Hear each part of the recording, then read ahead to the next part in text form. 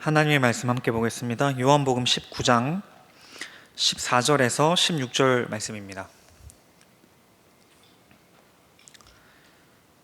요한복음 19장 14절에서 16절까지의 말씀입니다. 이날은 유월절의 준비일이요 때는 제6시라 빌라도가 유대인들에게 이르되 보라 너희 왕이로다. 그들이 소리 지르되 없이 하소서 없이 하소서 그를 십자가에 못 박게 하소서. 빌라도가 이르되 내가 너희 왕을 십자가에 못 박으랴. 대제사장들이 대답하되 가이사 외에는 우리에게 왕이 없나이다 하니 이에 예수를 십자가에 못 박도록 그들에게 넘겨주니라. 현재 저는 합동신학대학원 대학교라는 곳에서 설교학 전공으로 박사 과정을 밟고 있습니다. 제가 박사 과정을 통해서 배우는 많은 설교의 대가들이 있는데 그 중에 이제 헤돈 로빈슨이라는 학자가 이런 얘기를 했습니다. 설교란 상처와 고통에 몸부림치고 있는 성도들에게 설교자가 베푸는 마치 수술과 같은 것이다 라는 표현을 했습니다. 굉장히 제가 그 표현을 듣고 크게 공감하였습니다. 그래서 여러분, 무슨 얘기를 제가 하려고 하냐면 고통 없이 빨리 끝내드리겠습니다. 제가 생각하는 수술의 최고의 덕목은 환자가 고통을 느끼기 전에 단시간에 후다닥 끝내는 게 최고라고 생각하기 때문입니다. 저도 압니다. 추석 연휴 때부터 이 나라와 이 날씨가 미쳤냐 싶을 정도로 매일매일 비가 내리다가 꼭 오늘 청년부 예비할 때 드디어 해가 쨍쨍해집니다. 여러분의 마음을 저도 잘 알고 있기 때문에 당연히 빨리 끝내드리려고 합니다. 잘 따라와 주시기 바랍니다. 오늘 보신 요한복음 19장은 우리에게 이런 이야기를 하고 있습니다. 요한복음 19장으로 다시 가볼까요? 요한복음 19장에는 이러한 무대에 이러한 등장인물이 나옵니다. 19장 1절 이에 빌라도가 예수를 데려다가 채찍질하더라. 왜 갑자기 이에 빌라도가 나오냐면은 그 전에 예수 그리스도와 바라바를 놓고 강도 바라바를 놓고 선택하라 했더니 유대인들이 바라바를 선택하는 장면이 나옵니다. 그래서 빌라도가 예수를 데려다가 채찍질합니다. 아니 바라바를 선택했다고 그러니까 사면하는 죄 없이 풀어주는 것으로 바라바를 선택했다고 왜 갑자기 뜬금없이 예수 그리스도를 채찍질할까요? 거기에는 이러한 비하인드 스토리가 있습니다. 2절 군인들이 가시나무로 관을 엮고 그의 머리에 씌우고 자색 옷을 입히고 앞에 가서 이르되 유대인의 왕이여 평안할지어다 하며 손으로 때리더라.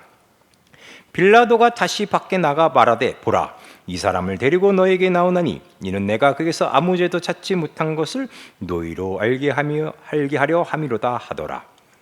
빌라도가 왜 이런 짓을 하냐면 죄인으로 고소당하여 온 예수 그리스도를 빌라도는 무죄로 방면하고 싶은데 유대인들이 거부하고 그렇게 하면 폭동이 일어날 수밖에 없다고들 얘기하니까 나름대로의 노력을 하는 겁니다.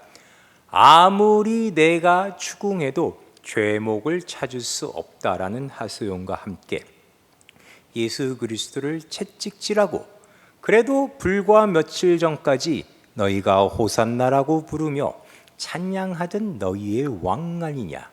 그래서 내가 자색 옷도 입혀 너희 앞에 보내는데 자색이란 보라색인데 전통적으로 로마 시대의 보라색은 현대와 다르게 보라색 염료로 옷을 염색하려면 귀한 조개를 몇백 마리나 써야 하기 때문에 너무나 귀한 나머지 황제만 사용할 수 있는 색이었습니다. 즉 보라색 옷을 입는다는 것은 왕이나 황제를 의미했던 겁니다. 그런 보라색 옷을 입은 예수 그리스도의 가시면류관과 채찍질한 상처들을 보여주면서 유대인들의 동정심을 사 방면하려 했던 것이었죠. 그랬더니 6절, 대제사장과 아랫사람들이 예수를 보고 소리질러 이르되 십자가에 못 박으소서 십자가에 못 박으소서 하는지라. 빌라도가 이르되 너희가 친히 데려다가 십자가를 못 박으라. 나는 그에서 죄를 찾지 못하였노라. 유대인들이 대답하되 우리 애들에게 법이 있으니 그 법대로 하면 그가 당연히 죽을 것은 그가 자기를 하나님의 아들이라 함이니라. 빌라도가 이 말을 듣고 더욱 두려워하여 다시 관청으로 들어가서 예수께 말하되 너는 어디로부터냐 하되 예수께서 대답하여 주지 아니하시는지라. 빌라도가 이르되 내게 말하지 아니하냐. 내가 너를 놓을 고난도 있고 십자가에 못 박을 고난도 있는 줄 알지 못하느냐. 예수께서 대답하시되 위에서 주지 아니하셨다면 나를 해할 고난이 없으리니 그러므로 나를 내게 넘겨준 자의 죄는 더 크다 하시니라. 빌라도는 놓아주려고 하는 모양인데 유대인들은 적반하장으로 더 크게 십자가에 못 박으라고 합니다. 십자가에 못 박는 것은 당대의 최고의 형멸, 로마에 반역하는 행위에 해당하는 죄에만 십자가형을 선언했습니다. 그러니까 총독인 빌라도가 아니 죄 없는 자에게 어떻게 십자가형을 내리느냐 했더니 이들이 하는 얘기가 그가 예수 그리스도가 자기를 하나님의 아들이라 하는 것만으로 우리가 갖고 있는 법, 즉 유대인의 종교법인 율법으로는 그런 벌을 받아 마땅하다. 그가 신성모독 죄를 지었기 때문에 그래야 마땅한데 알다시피 로마 총독의 권한 아래에 있는 우리는 사형을 언도할 권리가 없고 그러한 권리는 로마 총독만 가지고 있으니까 당신이 우리를 대신하여 그에게 십자가형을 내리라 하는 얘기죠. 그러니 빌라도는 여기서 보면 어떻게 보자면 미치고 환장할 노릇인 겁니다. 로마 법으로는 무죄인데 무죄 방면하지도 모자를 판에 지금 반역죄로 그 벌을 내려 하니까요. 그랬더니 다시 보십시다. 12절. 이러함으로 빌라도가 예수를 놓으려고 힘썼으나 유대인들이 소리질러 이르되 이 사람을 놓으면 가이사의 충신이 아니니이다. 무릇 자기를 왕이라 하는 자는 가이사를 반역하는 것이니이다. 빌라도가 이 말을 듣고 예수를 들고 나가서 돌을 깐 뜰에 있는 재판석에 앉아 있더라. 이날은 2월절이 준비일이요 때는 제6시라. 빌라도가 유대인들에게 이르되 보라 너희 왕이로다. 그들이 소리 지르되 없이 하소서 없이 하소서. 그를 십자가에 못 박게 하소서. 빌라도가 이르되 내가 너희 왕을 십자가에 못 박으랴. 대제사장들이 대답하되 가이사 외에는 우리에게 왕이 없나이다 하니 이에 예수를 십자가에 못 박도록 그들에게 넘겨주니라. 다들 원래는 이런 꿍꿍이었던 거죠. 빌라도는 그냥 사실은 구찬을 따름입니다. 로마 법으로는 사실 죄를 추궁할 게 없고 자기가 봤을 때는 비이성적 소속 신앙으로 이 사람을 정죄하는 것 같은데 그것만으로 이 사람에게 십자가형을 내리고 싶은 마음은 없는 거죠. 그러면 이 대제사장들은 예수 그리스도를 죄인으로 확신하는 이유가 뭘까요? 그들도 압니다. 예수에게는 사실 실질적인 죄가 없다는 것을. 그러나 예수를 따르는 무리가 많아지니 그들이 예수를 그들의 우두머리로 내세워 로마의 반란을 일으켜 평화가 깨질 것을 두려워하여 지금 정치적으로 예수를 울맘에 처형시킬 심산이죠. 사실 이 둘 다 그런 꿍꿍이가 있습니다. 그런데 그런 꿍꿍이를 가지고 이들이 나누는 대화가 재미있죠. 빌라도는 내가 너희들 왕을 십자가에 못 박으랴 하니까 유대인들이 하는 이야기가 우리에게는 가이사 즉 로마 황제 외에는 왕이 없다라고 하고 있는 겁니다. 이 무대가 의미하는 게 뭔지가 이 부분에 가서 드디어 밝게 우리 눈앞에 드러냅니다. 쉽게 다시 설명을 해볼까요? 로마 총독은 당대 최고의 이성적이며 세상 모든 사람이 인정하는 법률 재판관을 의미합니다. 이 로마 총독 앞에 있는 대제사장은 가장 도덕적인 사람들, 윤리 실천적 사람, 우리 기독교적으로 얘기하면 우리가 공인하는 이른바 하나님을 가장 잘 알고 성경을 한 글자도 빼놓지 않고 외울 정도로 성경을 잘 아는 자들, 자타공인, 하나님을 가장 잘 믿고 순종하는 자를 가리킵니다. 세상에 제일 이성적인 자와 세상에서 제일 성경을 잘 아는 자가 그 하나님 앞에서 한 명은 그 이성으로 죄 없는 자에게 가장 극악한 벌을 언도하는 것이고, 하나님을 가장 잘 안다고 공인받은 자는 그 자기가 섬긴다는 하나님에게 십자가형을 내리라고 울부짖고 있었던 거죠. 여기에 이 두 민낯이 드러나는 겁니다. 그러니까 하나님께서 육신을 입고 이 땅에 와서 그 빛으로 이 세상을 비추었더니 하나님을 모르지만 가장 이성적이라고 주장했던 사람과 그거에 굴하지 않고 하나님을 가장 잘 알고 잘 믿고 잘 순종했던 자들의 정체가 무엇인가가 만천하게 드러나는 거죠. 그들은 한 명도 빠짐없이 사실 하나님을 모르던 자, 하나님께 대적하던 자들이었습니다. 예수 그리스도가 이 땅에 오셔서 십자가를 지심은 세상에 대한 심판, 하나님이 세상을 위해 보내신 구원과 함께 그 심판을 의미하는데, 심판이라는 것은 법정에서 그들의 죄가 명백하게 드러나는 것을 의미합니다. 법정에 지금 피고로 쓴 것은 예수 그리스도지만 아이러니컬하게도 사실은 그 예수 앞에 감추어졌던 진정한 이 죄인들의 본 모습이 드러나게 된 거죠.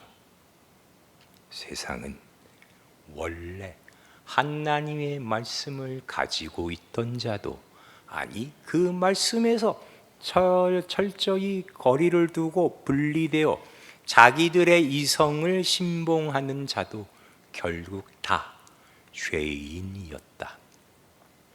그 신앙으로 신을 알아보지 못하고 그들의 정의로운 이성과 법률로 죄가 없는 의인에게 극악무도한 죄를 선언하는, 즉 모든 건 다 허상이고 굴하고 그 실체는 거짓이요 죄였다 라는 얘기가 됩니다.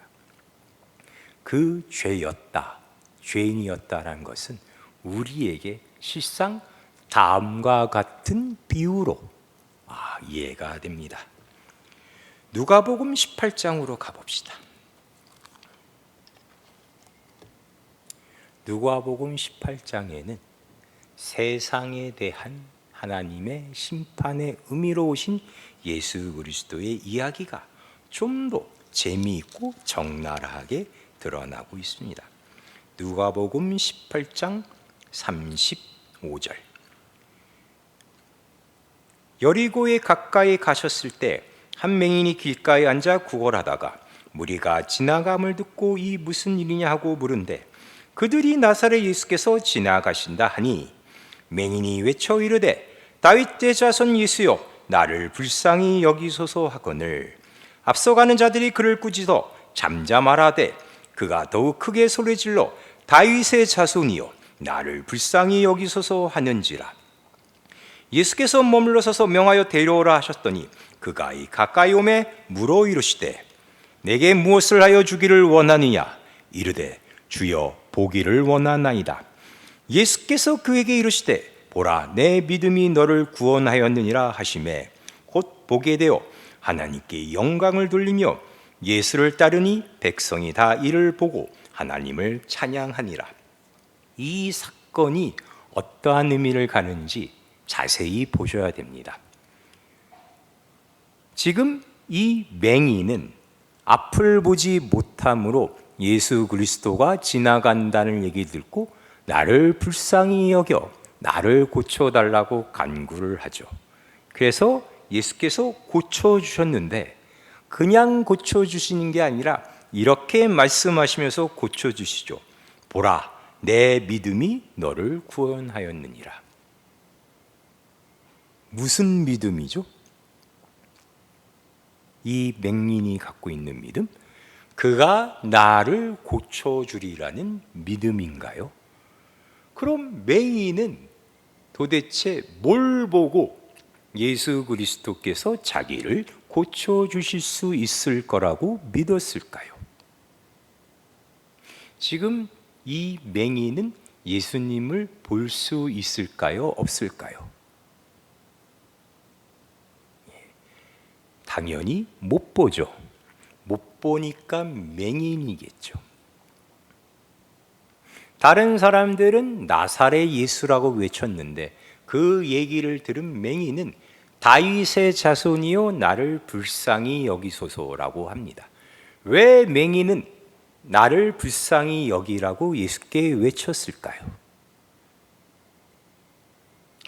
불쌍하니까. 걱정 마십시오, 여러분. 저는 여러분을 포기하지 않습니다. 아무리 여러분이 저를 보고 하나도 못 이해하는 얼굴로 저를 볼지라도 저는 질문하는 것을 단념하지 않을 겁니다. 왜 그런 얘기를 했을까요? 못 보니까. 다른 사람은 다 보지만 나는 못 보니까. 그래서 우리가 봤을 때 그가 가진 믿음이란 건 굉장히 단순하고 원초적이며 아이러니컬하고 모순적입니다. 그는 볼 수 없는 자입니다.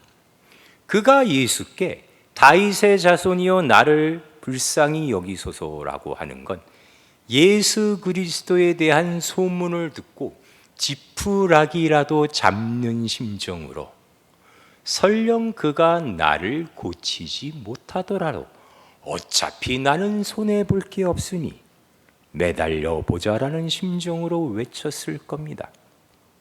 근데 중요한 건 그가 그렇게 매달릴 수밖에 없는 건 정말로 그가 불쌍한 사람, 못 보는 사람이기 때문이죠. 그럼 다른 사람들은 왜 이 맹인과 같은 반응을 보이지 아니할까요? 그들은 보기 때문이죠. 본인들이 보기에 그들은 맹인이 아니니까. 이 장면에서 맹인만 자기가 불쌍하다는 걸 알아 예수 그리스도라는 얘기만 듣고 불쌍히 여겨달라고 외치는 거죠. 아까 우리가 본 요한복음 19장과 연결지어 보면 그렇게 되는 겁니다. 사실 예수 그리스도를 보고 그가 예수 그리스도도 진정한 하나님의 아들이요 하나님이시라는 것을 보는 사람은 없습니다. 예수께서 이 땅에 심판하러 오셨다는 것은 그것을 법정에서 우리에게 보이심이라는 뜻입니다. 사실 모두가 장님인데 장님인 줄 모르고 본다고 착각하고 있는 겁니다. 그 이야기는 비단 이 누가복음뿐만 아니라 요한복음 9장에 나오는 이야기입니다. 그들은 본인들이 본다고 착각하여 예수 그리스도가 앞에 있어도 이와 맹인과 같은 모습을 보이지 못하고 이 맹인은 보지 못하니 보게 해달라고 고쳐달라고 붙잡은 거죠. 근데 재미있는 것은 그 지푸라기라도 잡은 심정으로 예수께 간구했더니 예수님이 고쳐주셨는데, 그냥 고쳐주신 게 아니라 너의 믿음이 너를 구원하였다 라고 하시는 부분입니다. 이제 우리의 얘기로 이거를 끌고 와 봅시다. 우리는 예수 그리스도를 믿어 구원받았다고 하죠. 그럼 우리의 믿음의 내용은 뭘까요? 우리는 뭘 믿었을까요? 맹인의 믿음은 그가 예수 그리스도가 자기를 고쳐주실 수 있는 분이라는 것을 지푸라기 잡는 심정이라도 매달리면서 그가 아는 것으로 드러내는 그 장면에 있습니다. 비교해서 다른 얘기와 함께 대조해 볼까요? 요한복음 3장에는 예수 그리스도를 눈으로 보고 자기가 알아본다고 주장하는 사람이 나옵니다. 그의 이름은 니고데모란 바리새인이었습니다. 니고데모는 밤에 예수 그리스도를 찾아와 이렇게 말합니다. 나는 당신을 알아봅니다. 나의 성령적 지식으로 당신을 보았을 때 당신은 하나님이 보낸 사람이 분명하니 그렇지 아니하고서는 이 많은 기적을 베풀 수가 없습니다. 그래서 나는 당신이 하나님의 사람이란 걸 알아봅니다 라고 얘기를 하죠. 그럴 때 예수님이 뭐라고 하시냐면, 내가 진실로 진실로 너에게 이르노니 사람이 거듭나지 않고서는 아버지께로 갈 수가 없다, 아버지를 볼 수가 없다라고 얘기합니다. 예수님의 그 설명은 뭐냐면, 너의 능력으로는 나를 볼 수가 없다 라는 말이 됩니다. 너는 지금 착각하고 있다. 본다고 생각하지만 아니, 너는 보지 못하고 있다. 그런 이야기가 됩니다. 베드로가 예수 그리스도를 두고 이런 고백을 한 적이 있습니다. 주는 그리스도시요 살아계신 하나님의 아들이십니다. 이러한 고백을 듣고 예수 그리스도께서는 베드로를 칭찬하시는데, 베드로를 칭찬하시는 것이 베드로의 능력을 칭찬하시는 게 아닙니다. 바요나 시모나, 내게 복이 있도다. 너에게 이것을 알게 한 것은 너의 육과 혈, 즉 너의 육체적인 능력이 아니요 하늘에 계신 아버지시다 라고 알려주시죠. 결론적으로 성경이 우리에게 하는 믿음이란 건 이런 겁니다. 하나님을 알아보는 것, 예수 그리스도를 알아보는 것, 그가 하나님이신 걸 아는 것을 믿음이라고 합니다. 그런데 사실 우리는 그것을 알지 못합니다. 왜 알지 못하냐면 한 명도 빠짐없이 장님이기 때문입니다. 정확히 말씀드리자면 장님이었습니다. 그래서 하나님을 본다고 주장하고 우기던 사람들이 하나님이 눈앞에 나타나자 하나님을 알아보지 못함으로 그들이 장님됨을 드러냈고, 하나님 앞에서 그 하나님이 죄 없음을 알아보지 못함으로 세상은 그들이 죄악됨을 드러냈던 겁니다. 우리에게 있어서 믿음이란 것은 그러한 것이었습니다. 우리의 능력, 우리의 선택으로 된 게 아니라 하나님이 그의 아들을 보내셔서 누가복음 18장처럼 우리의 눈을 뜨게 한 것, 그의 능력으로 우리가 보게 한 것, 그것으로 인해 하나님이 하나님이심을 알게 한 것, 그것을 가르쳐 믿음이라 그러고 우리는 그 믿음으로 구원받았다고 하는 겁니다. 그래서 여러분께 다시 묻겠습니다. 여러분에게 있어 그럼 믿음, 우리가 기독교에서 쉽게 얘기하는 구원의 확신은 무엇일까요? 여러분은 구원의 확신이 있으십니까? 짜증나죠? 남포교회 교육자분들 중에 특히 여러분에게 요따위 질문하는 사람은 저밖에 없는 줄로 압니다. 예배 시간에 늦지 마라. 예배 시간에 단정한 복장으로 와라. 목사님에게 놀러 가느나 주일날 교회에 못 온다고 얘기할 때는 놀러 간다고 하지 말고 출장 간다고 거짓말해라. 놀러 가느라고 교회에 못 온다고 뻔뻔하게 얘기하지 마라. 나는 목사님이고 놀러 가느나 교회에 못 오는 건 당연히 청년 나이에 이해받을 수 있는 행동이지만 잘하는 행동이 아니니까 당당하게 얘기하지 마라. 거짓말해라. 일 때문에 못 오고 집안일 때문에 못 온다고. 아니 어떻게 목사님께 거짓말을 해요? 뭐가 우선순위인지 잘 파악해라. 그런 걸로 본인의 양심의 가책을 덜 생각하지 말고 거짓말에 급해서 다른 일 때문에 못 온다고 얘기해라. 이런 얘기하는 사람 저밖에 없는 줄로 압니다. 그래서 여러분께 이미 그런 얘기 많이 하는 목사로서 다시 묻겠습니다. 여러분의 구원의 확신은 뭡니까? 교육부에서 봉사하는 거? 찬양팀 하는 거? 여러분의 부모님이 남포교회 유명한 장로님 권사님 안수 집사님인 거? 여러분이 세례 받으신 거? 여러분의 구원의 확신은 뭘까요? 성경이 얘기한 우리의 구원의 확신은 이런 거죠. 아, 내가 전에는 장님이었다는 걸 아는 것.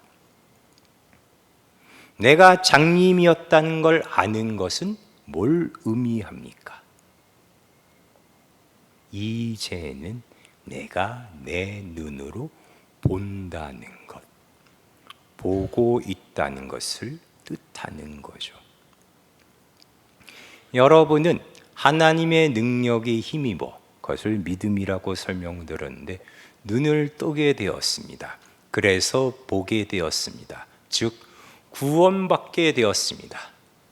그럼 여러분 앞으로 뭐 하실 겁니까? 이제 구원도 받아서 지옥에 안 가게 되었는데 뭐 하실 겁니까? 과거에는 장님이었는데 이제는 눈을 뜨게 되었습니다. 그럼 뭐 해야죠? 봐야죠. 뜨게 된 눈으로 보아야죠. 그게 여러분 신앙생활의 가장 중요한 목적입니다. 우리는 성경을 배울 때 구원부터 배우지 않고 뭐부터 배웠죠? 창조부터 배웠죠. 창조란 하나님이 우리를 만드셨다. 하나님이 우리의 아버지시다. 부터 배웠죠.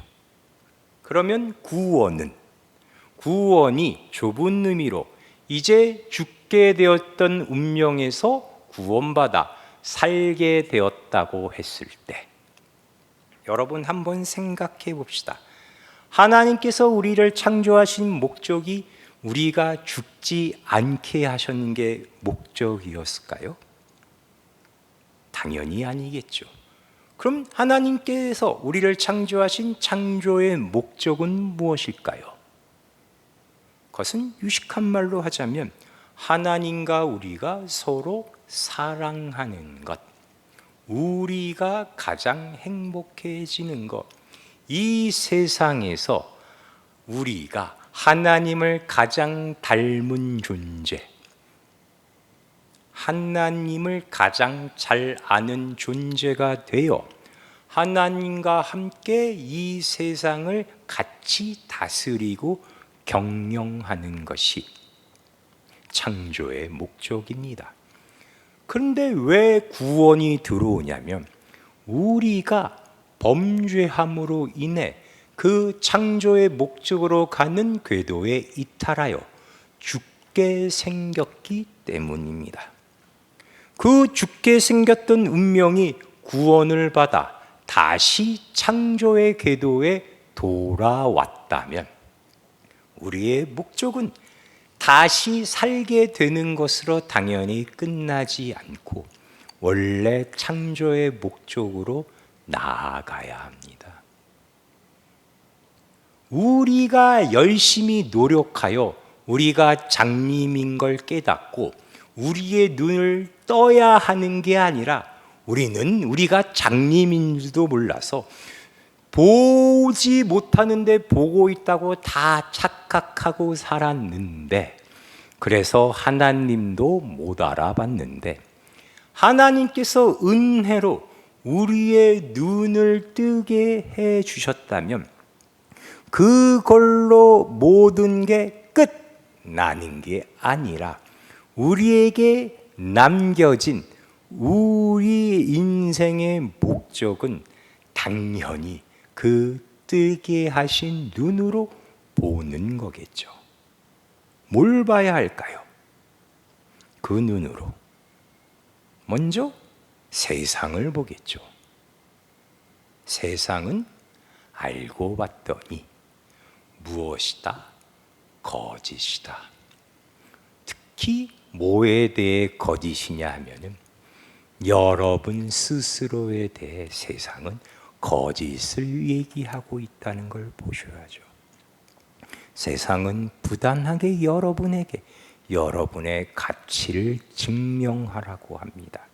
그 가치를 증명하기 위해서는 여러분의 가족과 형제와 자매와 친구를 밟고 일어서라고 합니다. 청년부에 오시면 잘생기고 예쁜 애들과 한마디 더 하고 재미없고 못생긴 애들을 따돌려야 여러분이 청년부에서 같이 무시당하고 값없는 자가 되어 후회하지 않는다고 여러분을 유혹하죠. 그래서 오늘도 여러분에게 그런 선택을 하라고 합니다. 재미없는 교회 친구, 못생긴 우리 교회 교우들이 와서 말 걸면 거짓말하고 바쁘다고 해라. 멀리 하라고 얘기하는 거죠. 그래야 네가 살 수 있다. 여러분이 뜬 눈으로 그것이 거짓이란 걸 이제 보셔야 합니다. 그리고 그 눈으로 하나님을 보셔야 합니다. 그 눈으로 보신 하나님은 어떤 분이시다? 여러분과 함께 계신 분이시다. 여러분의 모습으로, 여러분의 수준으로 여러분에게 오셔서 여러분보다 먼저 고난당하시고 여러분의 발을 닦으시는 분이시다.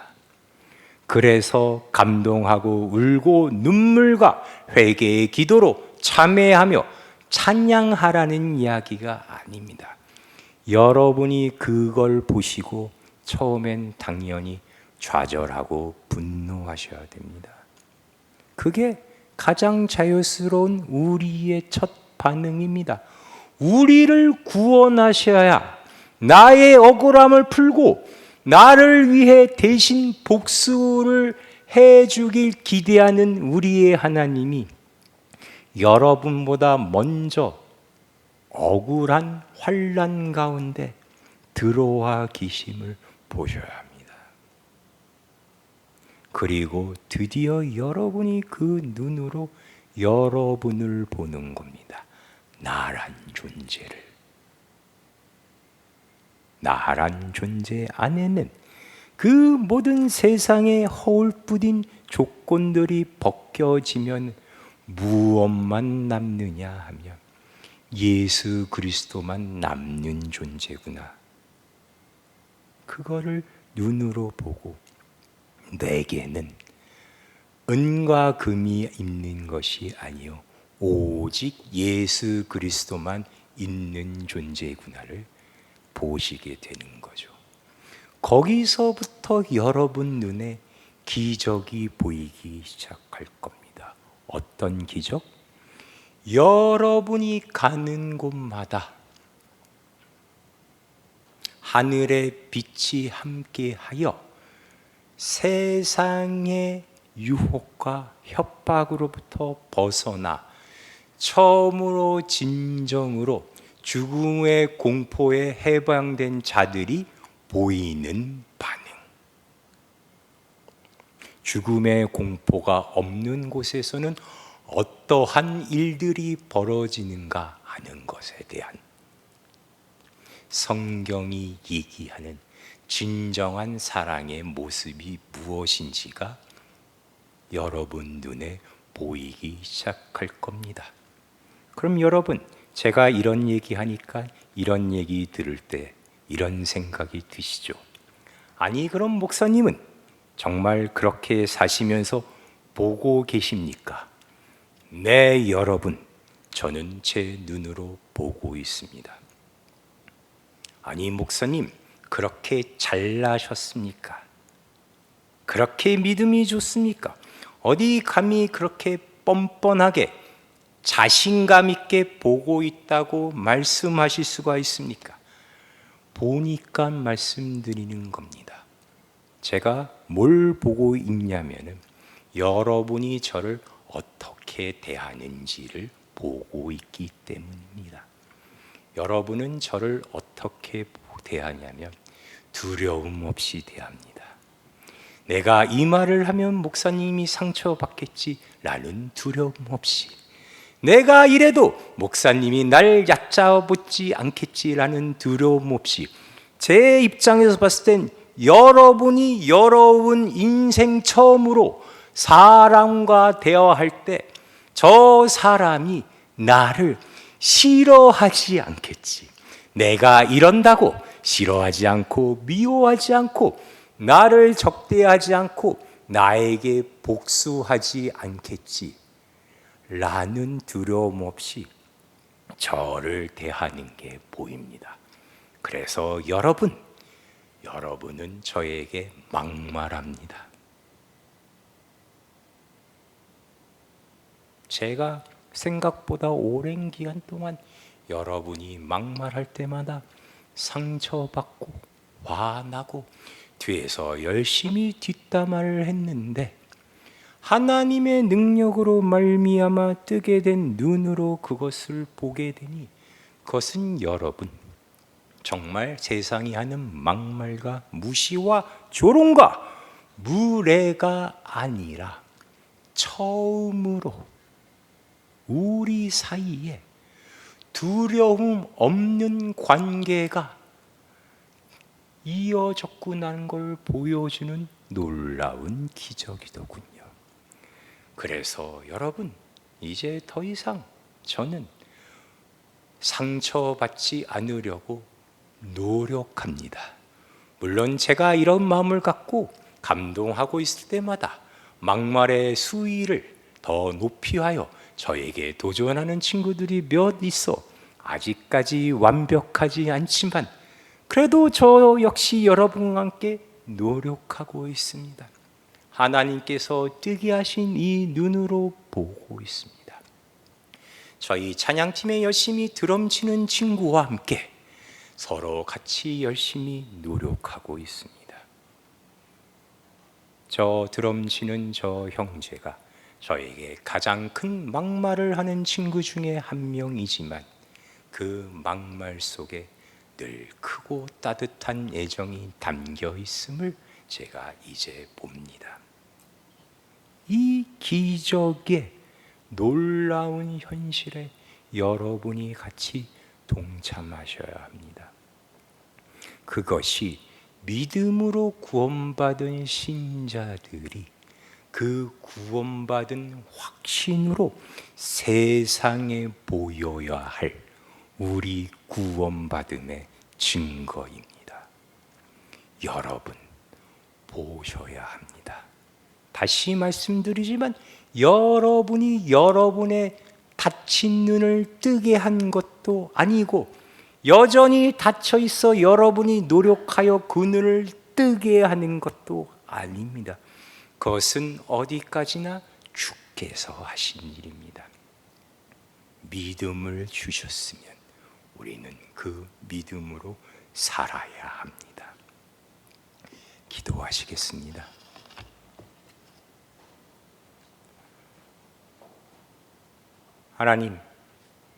하나님이 우리 아버지시오, 우리의 창조주시오, 지금도 우리와 함께 모든 걸 함께 하시는 우리의 살아계신 하나님 되심을 이제 우리가 우리의 눈으로 보옵니다.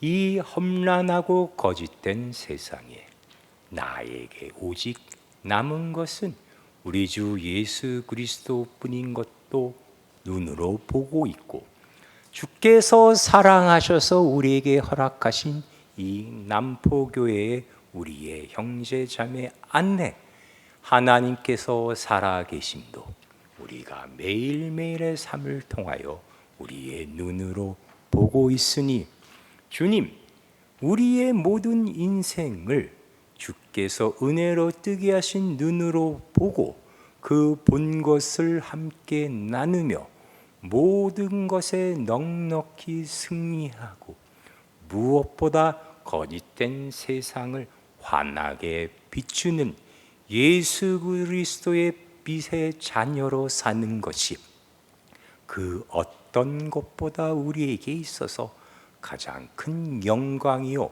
축복임을 깨닫는 그러한 우리의 남포교회 청년들의 신앙생활이 될 수 있도록 모든 걸 주께서 주관하여 주시옵소서. 예수님의 이름으로 기도하였습니다.